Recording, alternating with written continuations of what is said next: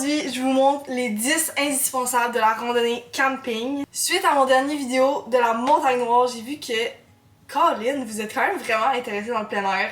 Puis ça me fait vraiment chaud au cœur parce que c'est une de mes passions. Fait que ça veut dire que je vais pouvoir la transmettre avec vous. By the way, je m'excuse si je parle un peu du nez. Je suis malade, on est en novembre, est-ce qu'on est surpris? Ça fait maintenant 2 ans que je me suis investie dans la randonnée camping, puis je me suis tout équipée de A à Z. Mon équipement, il y en a que j'ai depuis 2 ans, il y en a que j'ai acheté récemment et j'en ai d'autres que je vais acheter. L'équipement de randonnée camping, tu le changes constamment pour upgrade, pour avoir quelque chose de meilleur, quelque chose de plus léger, de plus compact. First, on va commencer avec ce qui est plus au niveau du coucher, dormir. Sleeping bag, faites pas le saut. Ça c'est le Lamina -20, -29 de Mountain Hardwear. Il est en duvet synthétique, ce qui fait qu'il est vraiment pas compact. Il se compresse très difficilement. Il est pas dans son sac de compression en ce moment, il est juste dans son sac de rangement. C'est pour ça qu'il est super gros. J'ai un sac compressible pour le mettre dedans qui le rend comme à moitié. Mais quand même, ça reste un gros sleeping bag. Je compte vraiment le changer prochainement. J'en ai un autre qui est pour le 0 degré, qui est pour la randonnée camping d'été. Mais aujourd'hui, je vais vous montrer lui parce que c'est comme le petit bébé qui coûte cher, mais malheureusement, je vais devoir le changer parce qu'il est trop gros. Deuxièmement, les matelas de sol Therma Rest. Ceux-là, c'est les Cadillac des matelas de sol. C'est les meilleurs sur le marché. Et on a pris celui-là qui est adapté pour 4 saisons. En regardant les specs sur le côté, vous voyez qu'à droite, c'est vraiment où ce que ça va être mentionné, quelle saison vous pouvez l'utiliser. Et nous, c'était vraiment important d'avoir le 4 saisons parce que la randonnée camping, c'est all year long. Troisièmement, notre tente. C'est notre nouvel achat récent qui est la Mountain 25 de North Face, tente 4 saisons, encore là super important, vous savez pourquoi. Elle pèse 9 livres et elle se compresse quand même plus que ça. Quand on conserve notre équipement, on les compresse jamais au maximum parce que c'est pas bon pour les tissus. Donc là, elle est vraiment pas compressée à son maximum, mais quand même très petite, très légère. Et on l'a utilisé à date seulement une fois, mais on l'adore. By the way, j'ai fait une vidéo complète sur cette tente-là. On la monte moi et Ken. Si vous voulez voir un peu à quoi elle ressemble, c'est une bonne idée d'aller voir cette vidéo-là. Quatrièmement, là, je vais parler des trucs de cuisine. On a un Jetboil que j'ai pas présentement. Ça, c'est notre deuxième option. Puis je voulais vous la montrer parce qu'on a commencé avec ça. Puis ça a vraiment fait la job au début. Le Jetboil, c'est une grosse dépense. Alors, au début de tout, on avait les bonbonnes de propane comme ça, que vous aurez besoin anyway si vous avez un Jetboil. Fait que c'est quand même bon d'en acheter et d'en avoir une coupe en stock. Il y a une façon de savoir combien de liquide il reste dedans. Pour vrai, ça dure tellement longtemps une bonbonne comme ça. Celle-là, c'est pas la plus petite. Il en faut des super mini, puis il en faut des énormes. Ça, c'est la 230 grammes. Avec la bonbonne pour le kit de cuisine, on s'est acheté ce kit-là au Decathlon, qui est une casserole avec 2 assiettes bol et 2 sets d'ustensiles. Super compact, vraiment léger, ne pas mettre dans le feu. On a fait l'erreur la première fois, puis ça l'a vraiment magané. À l'intérieur de ce kit-là, nous, on garde toujours un briquet pour être sûr de pas en oublier un, parce qu'on en a vraiment besoin. Avec le MSR, cet équipement-là, c'était vraiment la solution qu'on avait avant d'avoir le Jetboil pour faire notre nourriture lyophilisée. Le MSR, c'est assez dispendieux aussi, je pense que c'est comme 70$. Et ça se présente comme ça ici. Vous le connectez à la bonbonne de propane, en dessous.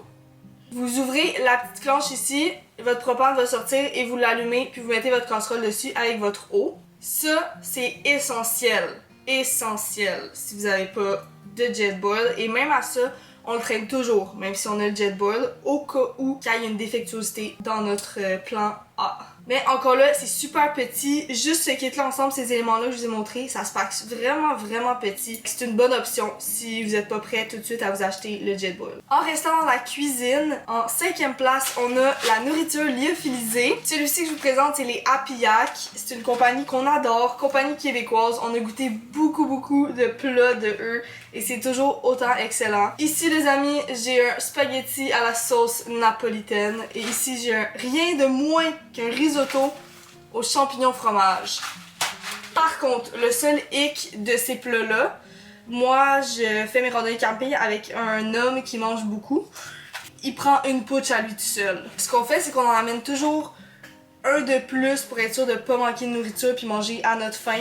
Mais c'est super bon, là, genre dans lui, il y a 36 grammes de protéines et dans celui-ci, 28. Sixième place, n'oubliez jamais votre trousse de premiers soins. C'est super important, vous pouvez en trouver partout, chez Cell, L'Accordé, Decathlon. Nous, c'est la Decathlon qu'on avait acheté, puis on l'a pimpé un peu, on a rajouté des médicaments dedans, par exemple de l'antinausée, du Benadryl, des Tylenol, vraiment les trucs importants. Puis Benadryl, c'est vraiment amener ça. Du Benadryl, extrêmement important, vous savez pas quel bébé qui peut vous piquer, ou si vous mangez un plat lyophilisé que vous savez pas il y a un ingrédient dedans ou whatever. En tout cas, ça peut potentiellement vous sauver ou vous aider.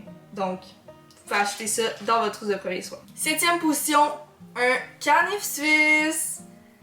Vous savez pas à quel point ça peut vous servir. Il y a tellement de trucs là-dessus. Le nombre de fois que j'ai réalisé qu'il me manquait un outil pour ouvrir quelque chose ou un stylo parce que je voulais juste marquer quelque chose de vite ou une pince à cils parce que j'avais un écharde. Les amis, tout est là-dedans. Tout ce que je viens de vous nommer, c'est là-dedans. C'est excellent. Ça peut coûter quand même cher un canif suisse. Demandez ça à Noël. C'est la meilleure chose que vous pouvez avoir. Regardez ça, pince à cils. Malade. Moi, c'est un de base, je pense. C'est même pas un gros que j'ai. Puis il y a un stylo, un canif suisse, des couteaux, des petits ciseaux, des outils que je sais même pas comment ça s'appelle, un tournevis. Regardez. Demandez ça à Noël. Huitième position, on a la lampe frontale. Là, elle est trop grande parce que la dernière fois que je l'ai mis, j'avais une tuque. Mais lampe frontale, si vous l'oubliez, vous allez voir que ça fait un peu chier. Quand vous avez envie le soir qu'il fait noir, c'est sûr qu'on a tous nos téléphones, mais c'est pas une bonne idée d'utiliser la batterie de notre téléphone pour aller pisser. Vous comprenez. Aussi, quand vous êtes dans votre tente le soir, vous faites juste chiller. C'est le fun d'avoir une petite lumière. On a une autre lumière qui est environ haute comme ça, qu'on a pris au Decathlon, qu'elle, on fait juste la garder dans la tente. On l'accroche au plafond pour s'illuminer le soir quand on mange, par exemple. La mienne, c'est une Petzl. J'ai toujours de la misère un peu à dire ce nom-là. Ça fait super longtemps que je l'ai. Les batteries, j'échange vraiment pas souvent. Ça toffe. Et il y a plusieurs modes. Neuvième position, les bottes. Vraiment, vraiment important. Je pense que je le dis tout le long de la vidéo, ce mot-là, mais en tout cas, je leur dis, vraiment important d'avoir des super bonnes bottes adaptées à votre pied parce que ça peut être longtemps à marcher avec des souliers qui sont pas adaptés. Ayez des bonnes semelles qui cramponnent, qui ne glissent pas. Les miens, c'est des Aku. C'est des bottes faites en Italie. Super bonne marque, c'est eux qui me fitaient le plus à mon pied et même j'ai racheté une semelle. Semelle style orthèse pour être sûr d'avoir un confort maximum. Ça paraît-tu que je les utilise beaucoup? Ils sont crottés. D'autres marques que je peux vous proposer, c'est par exemple Lowa, Salewa, Salomon. C'est toutes des bonnes marques de bottes, mais je vous dirais d'aller en essayer plusieurs. Et chez L'Accordé, c'est vraiment cool parce qu'il y a un petit parcours, je sais pas si c'est dans toutes les L'Accordé, mais il y a un petit parcours avec des roches et tout pour les essayer un peu sur des surfaces différentes. Fait qu'allez en essayer plusieurs. Dernier élément, puis si vous l'avez pas, vous êtes complètement dans le champ, c'est le sac de randonnée. Celui-ci, c'est le 55 litres, le Ariel de Osprey. J'ai fait une vidéo complète pour tout montrer les compartiments, comment ils fonctionnent exactement, comment bien l'ajuster. Fait que si vous voulez aller voir, passez dans cette vidéo-là. Je l'ai depuis le début, ce sac-là, et j'ai aucun problème avec. Je l'adore. Je compte vraiment pas le changer. Il vient avec un rain cover dedans dans la pochette supérieure. Les gants s'ajustent à merveille. Il y a des petites pochettes ici sur la taille si vous voulez mettre des... Moi je mets toujours mon canif, ma lampe frontale ici, des band-aids, des trucs vraiment essentiels à portée de main. Il y a même une pochette et une place pour faire passer la pochette d'eau. Je ne l'ai pas présentée dans cette vidéo-ci.